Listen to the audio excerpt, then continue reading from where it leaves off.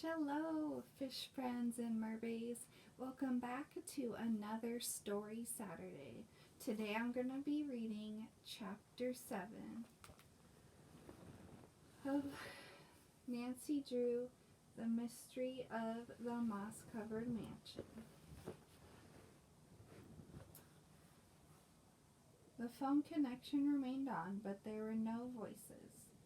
Evidently, Patrick Croft had run away from the instrument without hanging it up. Nancy could hear banging and shouting, then a crash, as if the intruder had broken open the door. Nancy hung up, waited a few minutes for the connection to be broken, then called police headquarters. She told the sergeant on duty what had happened at Croft's house. He assured her that 2 officers would be sent there immediately. Nancy rushed upstairs to tell Hannah and the girls of Croft's predicament. "I'm going over to see what happens." "Not by yourself," Hannah spoke up firmly. "We'll all go. This is shocking. Poor Mr. Croft."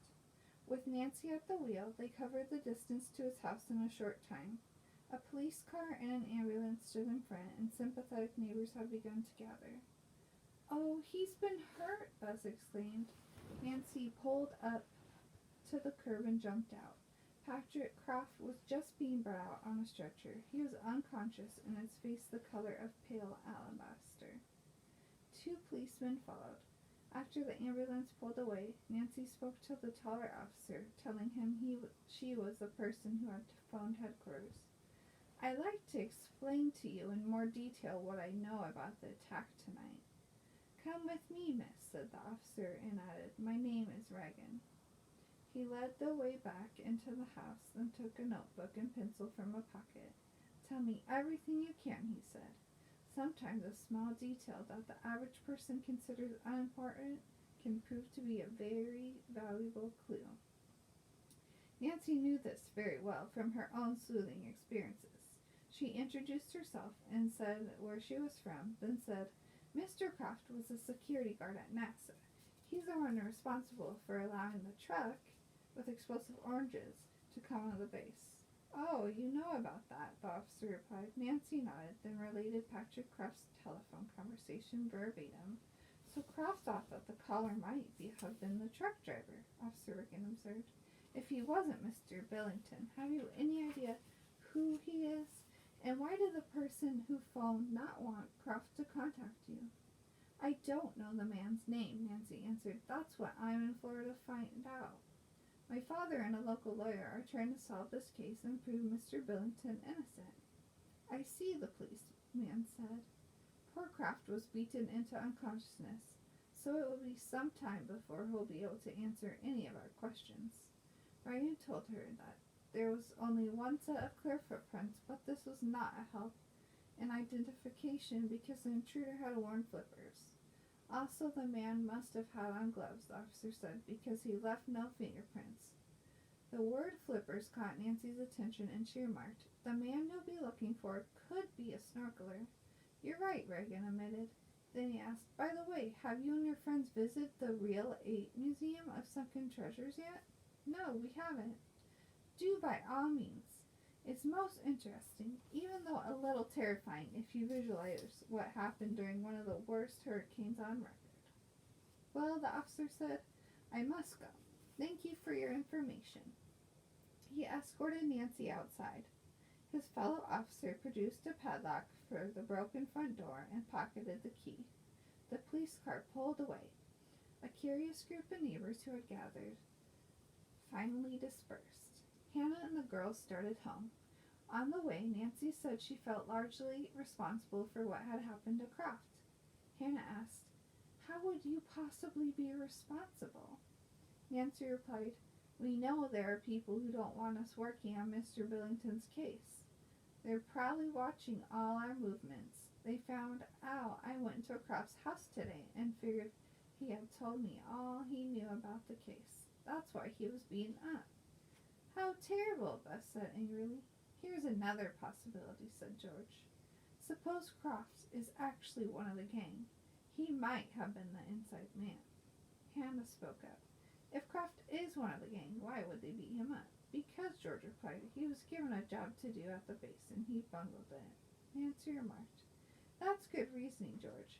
I don't happen to agree with it, though. I think Kraft was given the beating to keep him from saying any more. He may suspect other people whom he didn't tell us about. When she turned into the Billingtons' driveway, George said, "The Rosardo's car is here." "That Anton is a cheat," Hannah burst out. "Mr. Billington pays him for working in the grove and taking care of these grounds. He hasn't touched the lawn or garden since we came. The grass is getting so brown I put on the sprinkler today." The housekeeper unlocked the rear door and turned on the light.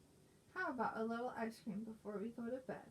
She went to the refrigerator to take some out. Nancy glanced at her watch. It was after 11 o'clock. "I wonder if it's too late to call Mr. Dotson," she said to the others. "I think I should tell him what happened tonight." Hannah, Bess, and George agreed. So Nancy went to the phone and picked it up. Someone was using it. As the young detective listened, a man said, "Got it straight? Our day." George had followed Nancy to the hall. Nancy made motions indicating that her friend was to run upstairs and see who was on the extension phone. As George took the steps two at a time, Nancy heard a man's muffled reply, "Okay." The connection was cut off.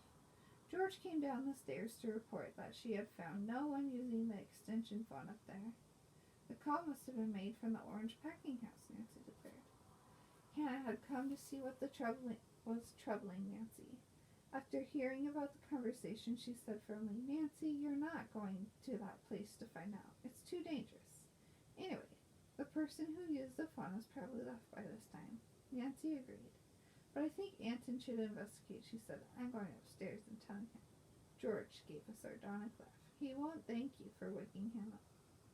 "I don't care," Nancy replied, and mounted the stairway. She knocked on the Rosardo's door. There was no response, but after a second knock, a woman's sleepy voice said, "Who's there?"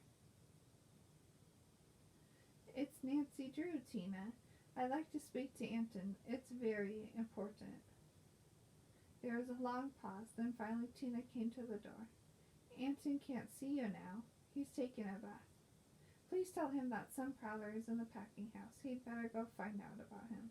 "Okay, I'll tell him." Nancy returned to the first floor.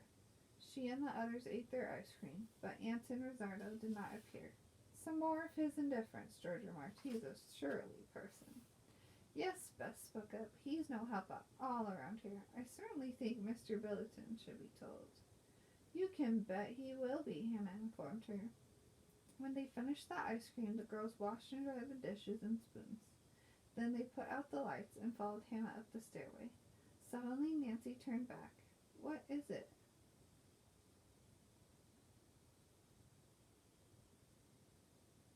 Bess asked her. "Listen," said Nancy. "I think someone is using a key to open the kitchen door." Led by Nancy, the group tiptoed down the stairway and went toward the kitchen. The rear door opened just as Nancy clicked on the overhead light.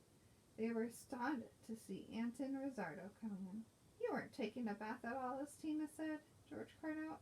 "You were in the orange packing house phoning." Nancy walked up to him. "What does our day mean?" she demanded. Anton gave a start, then suddenly his face flushed with anger, and he glared at the young detective. "You little sneak," he yelled. The next second he grabbed her by the shoulders and shook her so hard Nancy felt as if her head would snap off. Dang. Wow. Well, join me next Saturday to find out what happens to Nancy. I hope she's okay. Bye.